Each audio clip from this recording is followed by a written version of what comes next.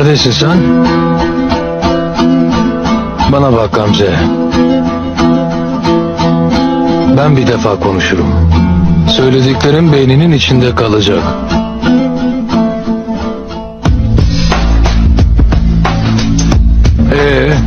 Ne bekliyorsun?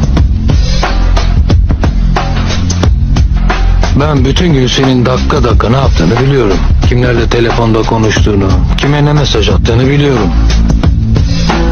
Senin her şeyini biliyorum. Şimdi sen sor bugün ne yaptın diye. Seni hiç alakadar etmez.